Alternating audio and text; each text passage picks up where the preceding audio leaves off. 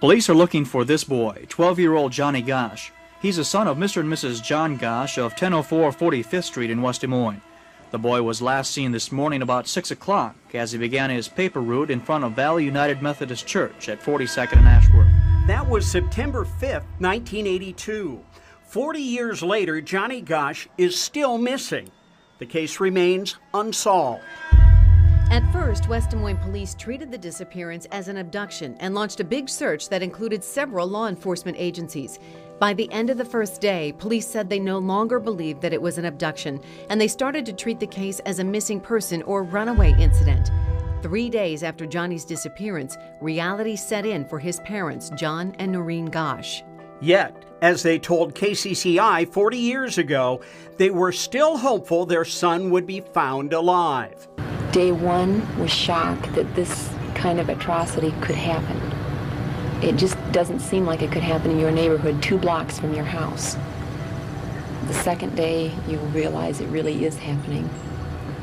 And finally, by today, it's just gripping every single minute of the day, worrying about his safety, whether he's warm, whether he's had food.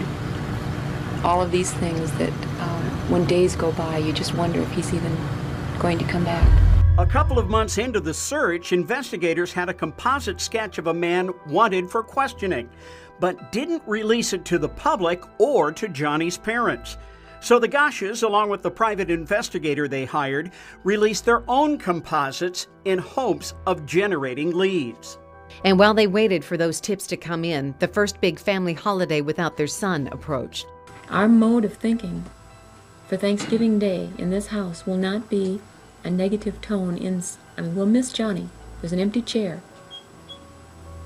And anytime the family circle cannot be together, it's bad, it's sad. But we are going to remain thankful because we have not had a dead body to contend with. As they worked to bring Johnny home, the Gosches also lobbied locally and nationally to raise awareness about missing children. 2 years after Johnny's disappearance, the Iowa legislature passed the Johnny Gosch bill into law, requiring law enforcement to immediately investigate missing child cases. Months later, the action went national when President Reagan signed the Missing Children's Act.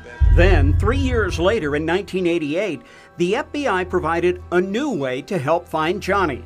For the first time, the investigators used face aging technology on a missing person. That technology worked off the last picture taken of Johnny, combining some of his features with those of his parents to create the picture. I've been thinking, what would it be like if he were brought into the room today? How is he going to have changed? Will he have a beard? Will he, he would be obviously old enough to shave now. All these changes that other kids gradually go through, we will be faced with on the spot. And it'll be a shock for both he and us if he is found alive. It's 1991. Nebraska prison inmate Paul Bonacci comes forward with a startling claim that a network of pedophiles forced him to help abduct Johnny Gosch. Bonacci was serving time for sexual assault on a child. West Des Moines police never did question Bonacci on their own. Noreen Gosch was called to testify in his 1999 trial, and that's when she made a bombshell claim of her own, that Johnny visited her in her home 2 years earlier for about an hour. He told me how he was kidnapped. At first he was so drugged that he didn't know where he was at, but he could then relate some of the names of the people that were around him, that he was able to latch on to names. He told me how they traveled all over the country. They were used for pornography, prostitution, compromising businessmen and politicians sexually. These kids were used in a royal fashion like none of us would ever dream of. A West Des Moines police officer said that Noreen had told similar stories before, only to recant them later. There were never any witnesses that verified her claim. John Gosch, who by then was divorced from Noreen, has said he's not sure that visit ever happened. 40 years later, Johnny Gosch is still missing.